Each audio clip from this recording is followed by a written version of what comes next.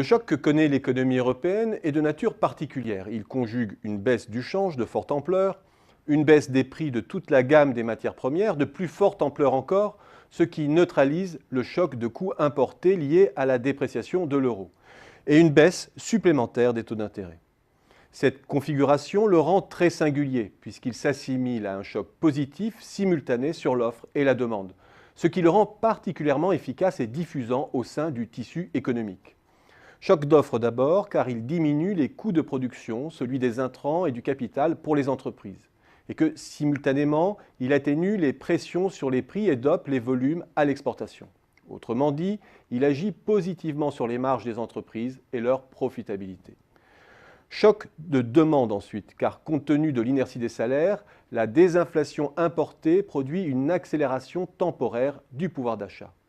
Et c'est bien ce qui se dessine déjà en France, où, en dépit du ralentissement de la hausse des salaires horaires, la désinflation permet de maintenir la croissance des salaires réels sur un rythme annuel de 1%.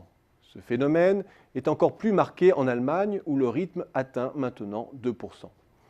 Du coup, la question des gagnants et des perdants de la baisse de l'euro perd en acuité, car le desserrement des contraintes sur les marges industrielles permet de desserrer l'étreinte sur toute une série de secteurs amont qui ne sont pas directement au contact des marchés étrangers.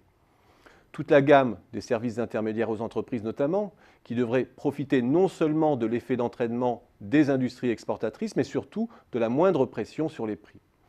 Mais aussi tous les secteurs de services aux particuliers, y compris le commerce, ainsi que les producteurs de biens de consommation, qui généralement sont peu sensibles à un choc de change isolé.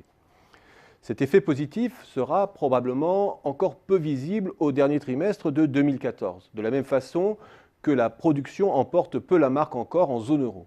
Mais c'est regardé dans le rétroviseur.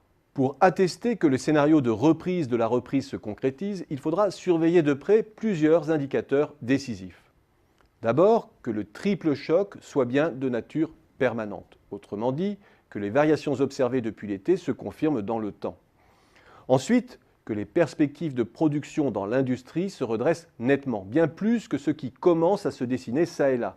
Il faudra ensuite regarder de près le crédit aux entreprises, en France et dans l'ensemble de la zone, car c'est la condition clé pour que le quantitative easing de la BCE morde sur l'activité réelle. Et enfin, scruter ce qui se passe du côté de l'investissement, dont le réveil après une phase de sommeil historiquement longue sera le révélateur que les anticipations basculent vraiment et que le mouvement de reprise sera pérenne.